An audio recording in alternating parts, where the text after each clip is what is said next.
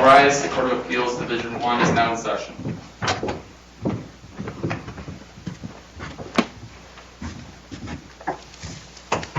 Please be seated.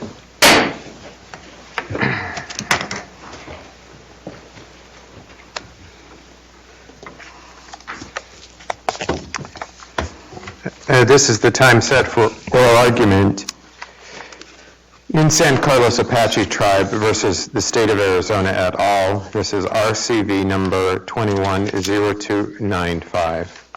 Counsel, we've read the briefs, the supplemental briefs. We've discussed this case in conference.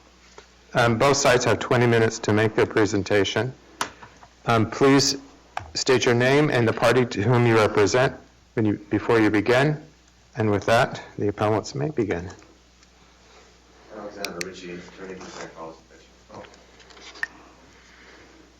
Alexander Ritchie, attorney for San Carlos Apache Tribe, and I'm joined with my colleague, Deputy Attorney General Justine Chimmy.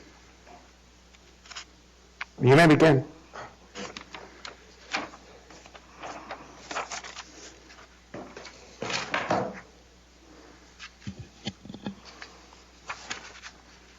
Your Honors, Counsel, my name is Alexander Ritchie. I'm the Attorney General for the San Carlos Apache Tribe.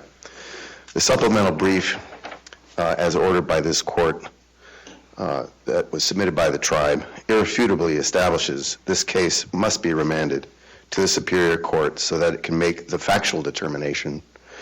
What facts are in dispute? Yes. What facts are in dispute? Well, there's a long list, actually. Give me one, please. Okay. The TMDL, whether this is a new source. That's a legal conclusion. What facts are in dispute? Is there a factual dispute about where the shaft 10 is? Is there a factual dispute between where shaft 10 is and shaft 9? What factual dispute exists in this case? Whether this is a new mine, a new source, and a new district. Those are all legal conclusions. Again, what facts are in dispute? The way we understand it, Your Honor, is that all those facts are in dispute. Did you raise any of those below? Yes, we did. Where would we find that you said, not that it's a new source, because that's taking the facts and applying the law to those, but where did you say there's an issue with a fact? It started with our letter in 2016 submitted by Chairman Rambler in the record, where we contended that the new mine is not the same as the old mine. And what has happened is that ADEQ has sort of collapsed the old mine into the new mine in order to get away from the requirements under the statutes. And I'm just going to suggest, counsel, maybe we move on. That seems more like a legal conclusion. Well, I'd like to start with the four questions that were posited by the court. The first question was, does the 2021 provision of ARS 12910F apply to this case, even though it took effect after the tribe filed its opening brief? Counsel, again, to follow up on what Judge Goss said, I think we have other issues that are probably going to get you farther rather than address those. So if you could address some of the other issues. For example, I have a question. Is this case moot? Because it's my understanding that the permit has expired. That's a good question, Your Honor. And I tend to try to ask good questions. Occasionally I don't, but I we try. were surprised by that, too. We have not had a full opportunity to completely review that new permit. My understanding, it is a renewal of the old permit, as was the first permit in 2017. So is it your position that the case is moot? The issues before us are moot? Because No, they are not, Your Honor. And it goes to the fact that the law and the facts are in dispute. Namely, that the facts establish that the Resolution mine was not merely a continuation of the 2015 Magma mine. That position was argued, Judge Gass, before the Administrative Law Judge, before ADEQ, the Water Quality Appeal Board, and the Superior Court. And resolution's argument that no material facts were in dispute is simply inaccurate. The tribe has always relied upon facts distinguishing the resolution mine from the 2015 magma mine. So in response to the first question posed, the 2021 amendment does apply. As far as the second question, once again, ADEQ and the tribe concluded that there were no separation of powers concerns in their supplemental briefs. Resolution, again, argues for the court to decline to exercise its discretion and leave constitutional issues for another day. It made this argument even though it conceded that the retroactive application of the amendment would likely not violate the Arizona Constitution's Article 3 separation of powers. As far as the third question posed, based upon the supplemental briefing and the preceding responses to the court's first two queries, the tribe contends that there are no substantive rights at issue. This is a procedural matter. The final question posed by the court was, if the statute applies and this court gives no deference to an agency's factual determinations, should this court, as an appellate court, make the factual determinations de novo or remand the case? As we argued in our supplemental brief, because the Superior Court must engage in factual determinations, this matter should be remanded to the Superior Court.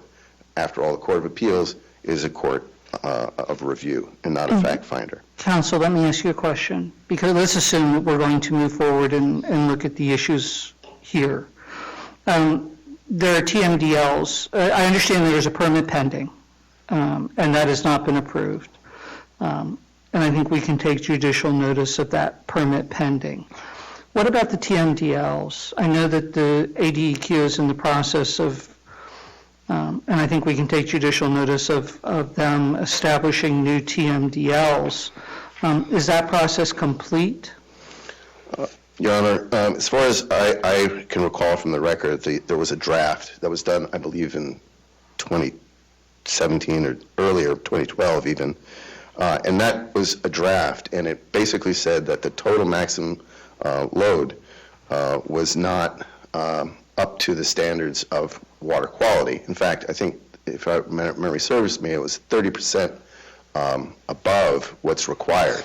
So, Counsel, let's say we, and I'm going to do two things, so stay with me. First, let's say we decide that this is not a new source. The mine is still going to, and the company resolution is still going to have to comply with the new TMDLs once they are promulgated, whether it's a new source or not, correct? Correct.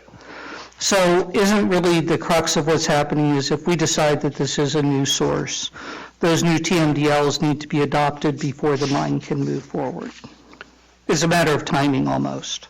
That's correct, but the tribe's position is it's not clear how those TMDLs will be adjusted. There's been no effort for a schedule, which is required in the Clean Water Act, and at this time the Queen Creek is impaired, and that's because of a long, decades-long, maybe almost a centuries-long pollutants of copper and other effluent been put into the river. So finding that this is a new source, and this is, the law controls whether it's a new source or not. That's correct. But if we find a new source, it may spur some activity on getting the TMDLs resolved. Is that kind of what happens? Because nothing can happen until the TMDLs are adopted if we find a new source. That's our understanding. Okay. And as we argued in our, as ADEQ argued, there's no need for remand. It contends that any 2021 legislative amendment to ARS 12910F only became effective after the Superior Court had rendered its decision. ADEQ concludes that giving effect to the 2021 amendment would undo the procedures which had already established the parties' rights in this case. In essence, ADEQ was arguing the parties' rights were already vested by reason of the Superior Court's ruling. This argument fails. First, this argument does not advance any of ADEQ's rights. In fact, the argument is contrary to ADEQ's powers, duties, and purposes set forth in ARS 49104. Second, the amendment does not affect... Let me ask a question if I can. Mm-hmm. Would you agree, and do you believe that as the facts found that this is not a new source, or do you believe the facts as they were found support this being a new source? We believe that a new source analysis was not done. If it had been done, the facts would have shown that this is a new source. What was, I guess, proffered by ADEQ was really a legal analysis. And this is really the whole intent of trying to undo, which is what the legislature's intent, Chevron. Chevron, Well, what makes this a new source? Let's look at if you go through the regulations, what makes this a new source? there are a series of new facilities. Under 40 CFR 122.2, a new source means any building, structure, facility, or installation from which there is or may be a discharge of pollutants, the construction of which commenced, A, after promulgation of standards of performance under Section 306 of the Clean Water Act, and B, after proposal of standards of performance. And there are a whole new series of facilities, rock bays, a treatment plant. There's a long, long list. And those are all in the record, correct? I mean, Yes. those are fact, no one's disputing that. Yes, no one's disputing that. Okay. What people are disputing is that these contribute to a new source, which is a new discharge, which would be prohibited under the Act. And that's what Friends of Pinto Creek stood for. Well, not necessarily prohibited under the Act, but they have to meet the new TMDL. As long as they meet the new TMDL, then That's everything can correct. go forward. So I think it's an important distinction. Nothing here is prohibited. Finding a new source would not stop a mine from being developed. That's correct. Thank you for correcting me.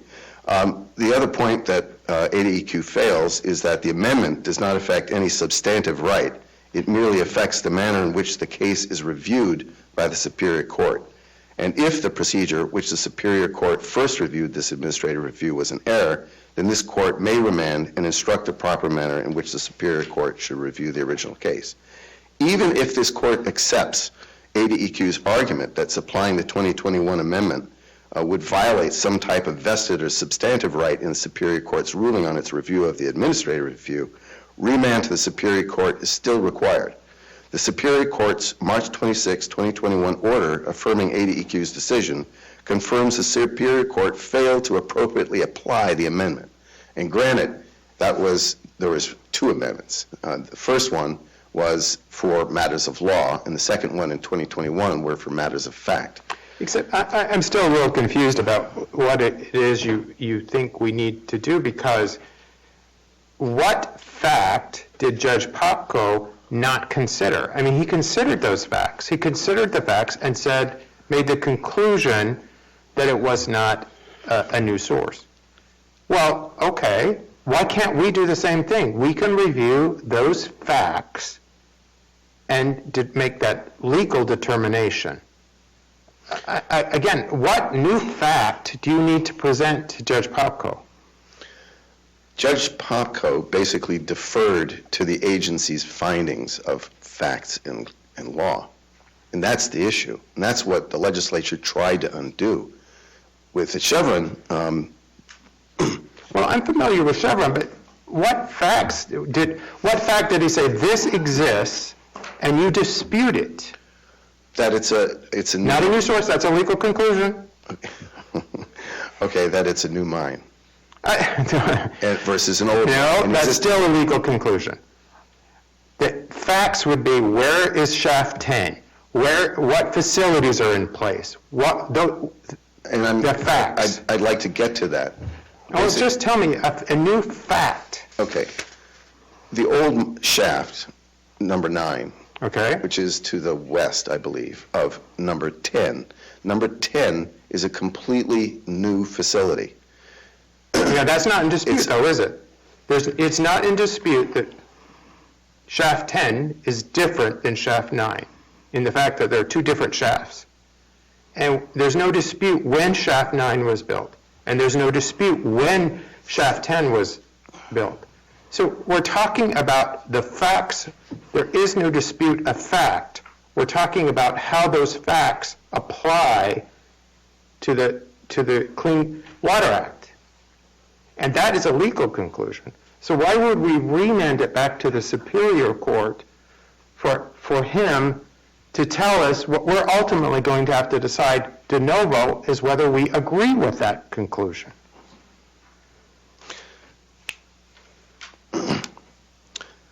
It's a distinct ore body, it's a different ore body, it could be 10 miles away. Is there a dispute at that? Does anybody, one person say that this is the same ore body?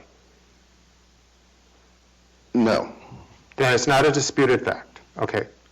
So our point about all of that is that that contributes to a new source. These new facilities will result in a new discharge. And by saying it's the old mine, they're trying to avoid the whole issue of whether it's a new source.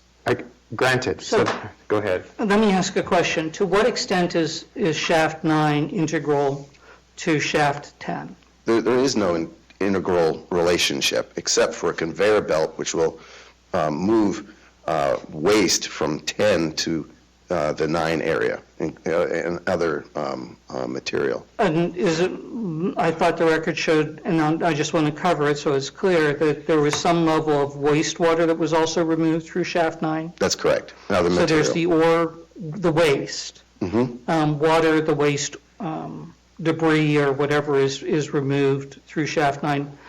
Is it also used somehow for cooling? I'm sorry? Is shaft 9 somehow used for cooling shaft 10? Yeah, well, there's a cooling facility that's been added to the new facility. Where was it at? What was it? Maybe I'm misunderstanding.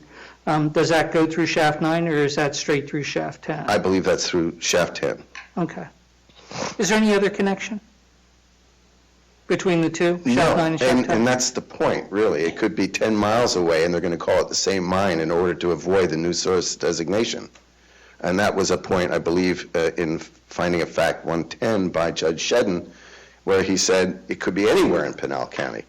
And you're avoiding the whole issue of whether or not it's a new source by calling it the same mine. And is it accurate that this ore body, the resolution ore body, I'm going to call it as opposed to the magma ore body, that the resolution ore body is an untouched ore body? That's correct. It is an untouched, and it's completely different. It's 7,000 feet below the surface, and it's a different ore grade. There's all sorts of differences about it. What about the mining technique? Does that technique difference make a difference in our analysis, and how? Well, I would say so because it's block cave mining. It goes underneath the ore body in order to get at the ore through a series of tunnels. And by exploding the rock and bringing down that, it will end up creating a subsidence, a crater of almost 2 miles in diameter and maybe 1,000 feet deep. Does That's it produce more completely different. wastewater? Sorry? Does it produce more wastewater, or is that an unknown? One would imagine that it will, because they predict that they will need 770,000 acre-feet of water over the life of the mine, which is, I believe, enough water for 149,000 homes over 40 years. Another way of looking at it, a different difference between this mine and the old mine, is that that amount of water is, if you look at the salt, which is about 100 feet wide and 5 feet deep, that would be a river would wrap around halfway around the globe, 12,500 miles. That's a huge difference. Council, can shaft 10 exist without shaft 9? Yes. How so? It's a completely different ore body, and they're trying to get at a different, use a different shaft to get at that ore body.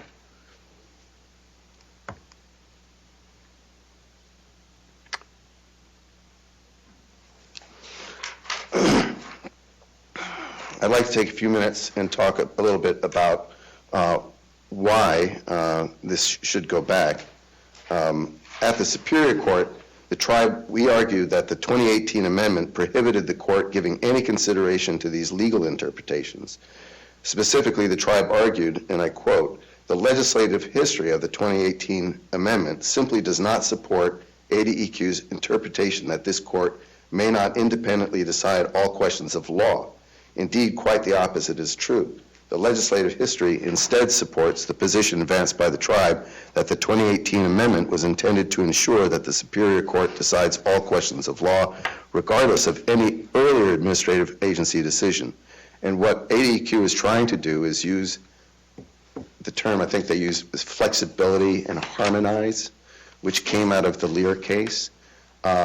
which are apples and oranges. Basically, the new statute is mandatory. It uses the word shall, and that there be no deference to any previous determination that may have been made on the question by the agency.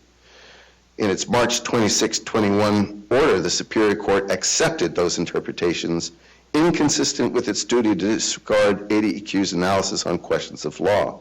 The Superior Court paid lip service to the 2018 amendment. But in its ruling, the Superior Court granted deference to the agency's interpretation of law. This was an error which requires remand. Also, the Superior Court's ruling on the administrative agency's order also requires remand on another point. There's no dispute that Queen Creek is an impaired water within the meaning of the Clean Water Act and under Arizona law. It is impaired for copper, among other pollutants. None of the parties dispute this. ADEQ is required to develop a total maximum daily load, as we discussed, for Queen Creek. A TMDL would define the specific maximum amount. Thank you, Mr. Ritchie. Your time has expired. Thank you.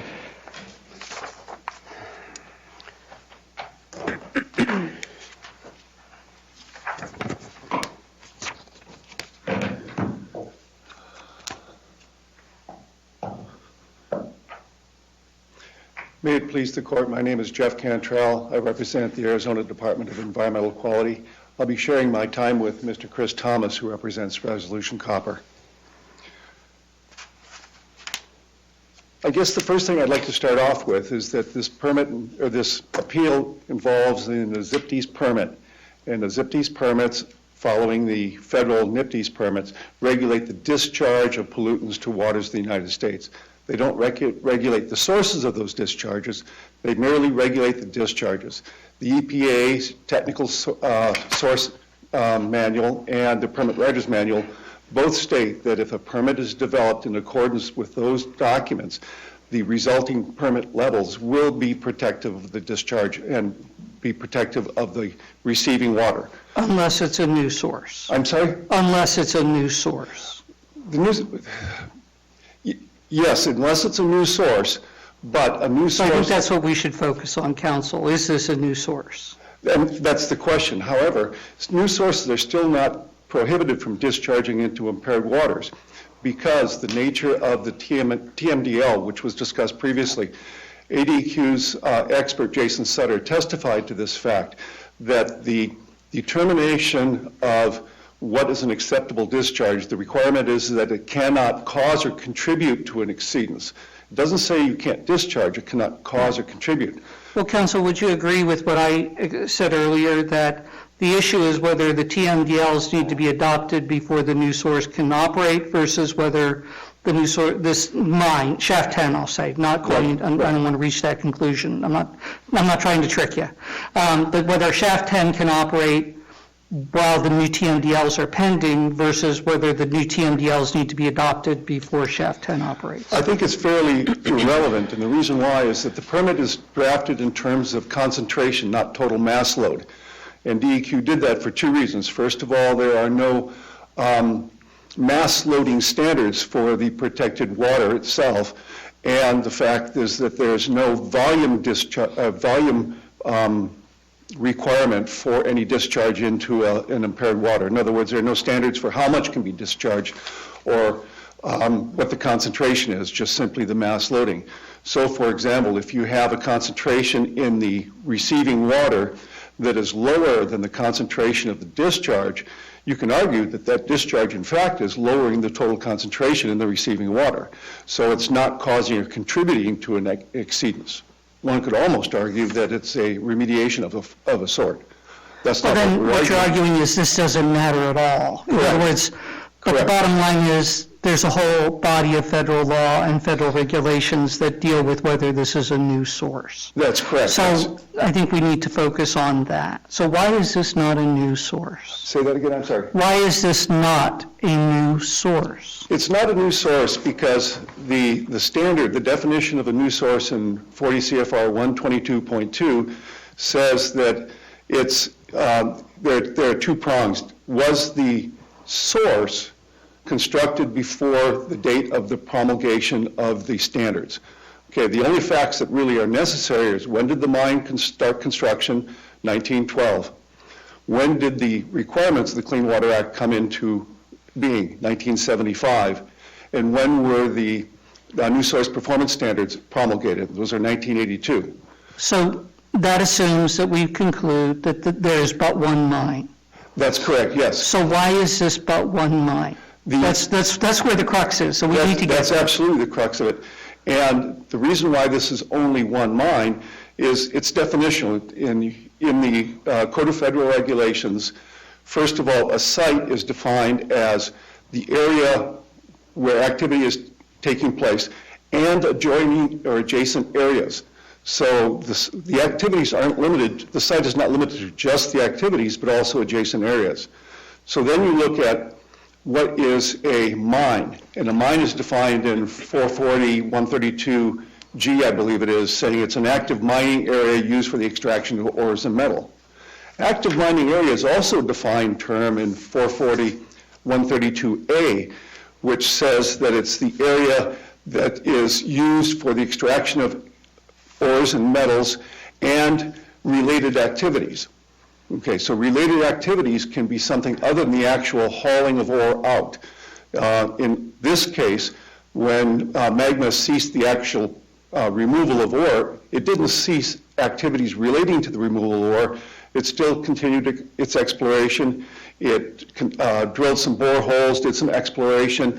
It upgraded its mine smelter, which is not part of this, but again, it would receive and process the ore to the tune of $54 million. And it applied to renew its permit in 1998, 2 years later. Those are all activities related to the activity of a mine. So it's clear that we had plenty of testimony at the Office of Administrative Hearings, and it was never contested, that mine's business is to chase marketable ore. And Arizona is a prime example with its copper mines, is that copper mines will expand looking for ore. When copper prices go down, they move into less costly processes. That doesn't mean they walk away, because when the copper ore price goes up, they reinstitute. Doesn't the new shaft, though, have to have some substantial connection to the original mining operation? That's CFR 1222.29, or 122.29. So what's the substantial connection here that leads us to conclude that 10 is in fact part of the original mine? The substantial connection is that, first of all, the Resolution copper ore body was discovered by Magma before Resolution ever entered the picture. So Magma was still expanding its operation, chasing marketable ore. The mine shaft was drilled. It wasn't discovered before 1982, was it? No. So we're talking something post-1982. But yes. How is it relevant who discovered it? I'm sorry? Where in the regulations is it relevant who discovered the ore body? I'm sorry, I still didn't hear. Where is it in the regulations that it's relevant who discovered the ore body? Well, it's not in the regulations. It's the ore body may be distant from the mine, but there was testimony in the original hearing that the distance between the existing mine boundaries and the ore body is less than the width of the original mine itself.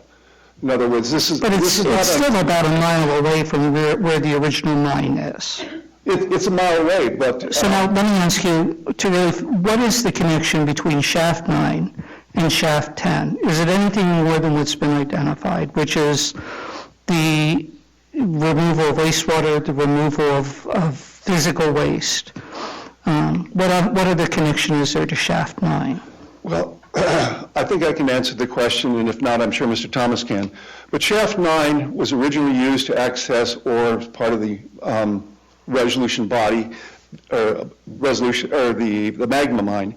There were other features of the mine that were used. There was the never swept tunnel, and so forth. So in order to access the new mine, Resolution installed shaft 10. In order to do that, they had to dewater, and in the dewatering process, that water was piped through the never swept tunnel to the wastewater treatment plant. So it literally is just an expansion of the existing existing mine towards new bodies. And that's why I brought up initially the question that the ZIPTES permits regulate the discharge, they don't regulate the mining methodology, they don't regulate the land usage, they don't regulate surface activities. The ZIPTES permit merely regulates the quality of the discharge. Don't the regulations talk about minor changes and essentially minor uses? Just because you pull power from the same electrical grid, that doesn't make it an existing source and prevent it from being a new source. How are the things that you just identified not really, how do they not fall into that category? Well, it's just that's where we put our slag from the original mine, so we put our slag there for the new mine. Well, I think the way to look at this is that in order to be determined if it's a source, you have to look to the new source performance standards. That's 40 CFR 440, in this case 100. And the definitions say that, well, not the definitions, but the new sources are mines, there are mills, there are mines and mills, and there's a fourth one which involves flocculants and so forth. But this is a mine that the performance standards are written for. So, for example, the shaft 10 is clearly not a mine. It's a shaft. It's just like the Never Sweat Tunnel is just a tunnel. But I'm going to challenge that. A mine is a structure, and shaft 10 is a structure used for removal of ore. I mean, if shaft 10 was standing alone, it would be a mine.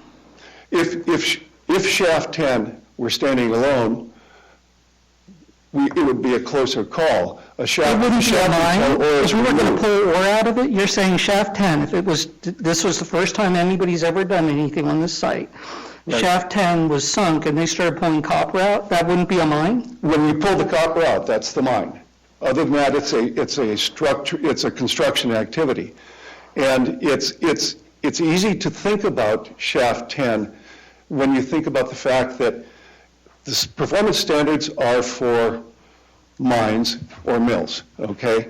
And the performance standards are for mines and mills, but just because shaft 10 they pull water off shaft 10, it may be a source and it may be new, but it's not a new source as defined in the CFRs, okay? I have one more question, or maybe a follow-up on, then I promise to leave room for the other folks. I don't want to take all the oxygen out of the room. So my question is this. When we look at the coal regulations in coal mining, right. It would certainly suggest that it would be a new source. Right. Why don't we look at those as somehow providing some level of guidance? Because I think the parties have recognized there isn't a lot of guidance out there, right. Despite the age of this statute. So why wouldn't we look at coal mines? Well, coal mines are a different performance standard under the CFRs. I don't remember what they were, if it's 40 CFR 440, 132 or whatever. If Resolution Copper had drilled shaft 10 and started extracting coal, clearly it would be a new source. But to give an example or give an analogy to look at it, the next section after copper mining or after ore body or mining and dressing are dental offices. Dental offices are the next category regulated with new source performance standards. And the new source performance standards for dental offices regulate dental practices and dental offices. Is much more closely aligned with copper than dental practices are. It is, but the analogy I think will hold when you take a look at the fact that when a dentist installs a new rinse bowl, he doesn't need a new permit because that's not a new facility because it's not a new dental office or dental practice. And this is exactly the same. It's a bigger scale, granted, but dental offices are within a shopping center or an office building. Mines cover miles and miles and miles. They're huge facilities, huge structures, but the analogy is still the same.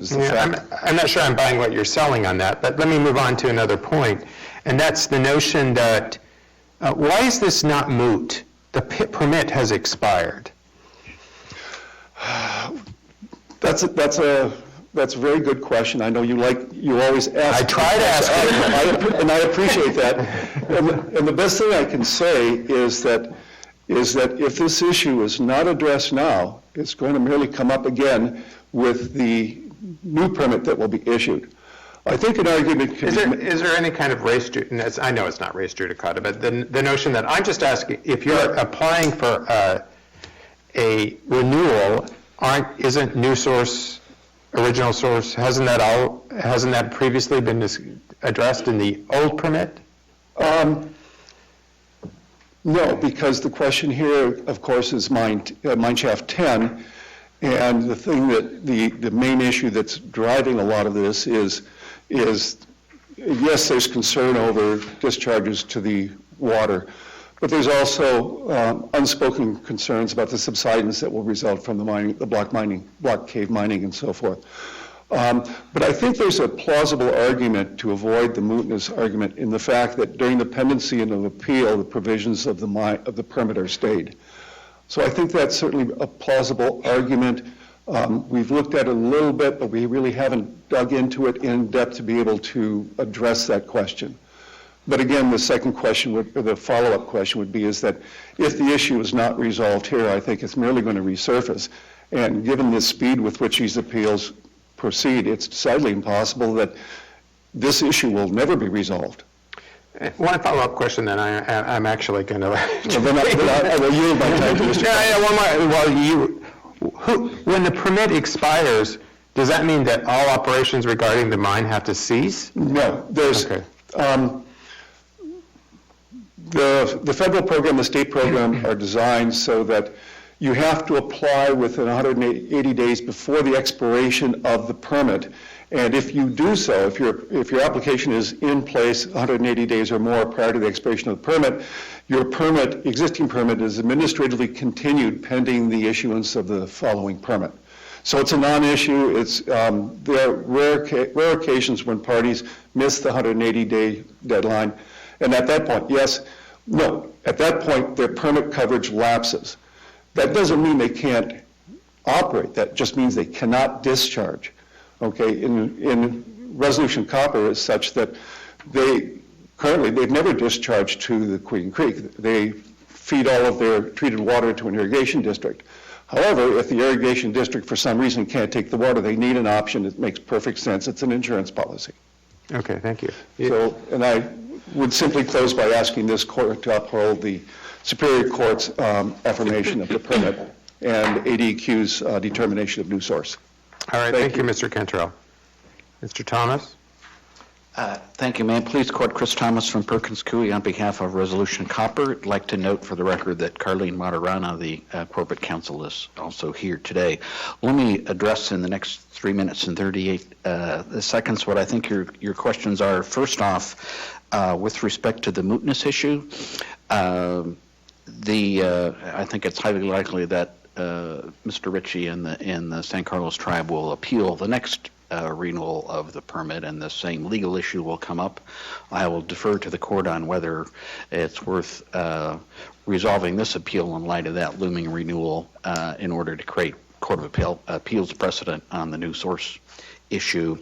I would also like to note, since it came up, that this is not the first time that the permit has been renewed and that the new source issue has been raised. This mine has been permitted under the Clean Water Act by both EPA originally and subsequently DEQ after DEQ was delegated authority to... Is this the first permit after Shaft 10 was built? This is, no. Shaft 10 was constructed in 2014. There was a renewal in 2017. Actually, I think this is the 2017 renewal, so you're correct regarding that. There were some... So no one has ever challenged whether or not Shaft 10... we have not resolved, or a court or appellate court has not resolved whether Shaft 10 is a new source. An appellate court has not resolved any issue with regard to this facility, and in fact any other NPDES permit that I'm aware of.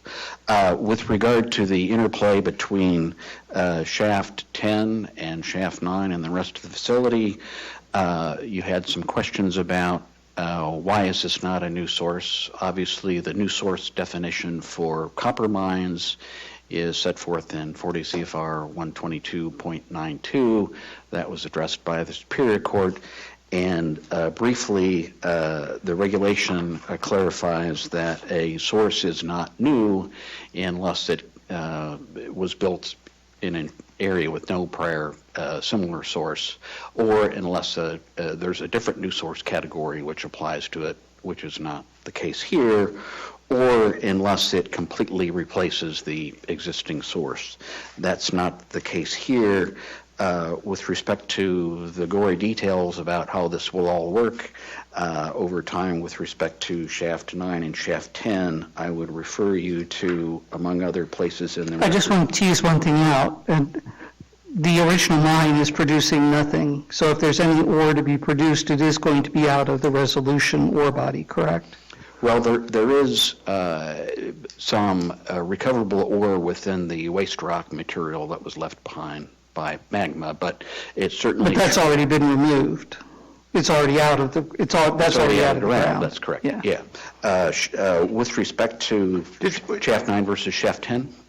Shaft, just so I understand, shaft 9 never produced ore. I mean, it was a facilitating shaft, correct? I mean, there was nothing ever mined out of shaft 9, is that what I'm reading? And I believe the record is that shaft 9 is not deep enough to reach the new ore body.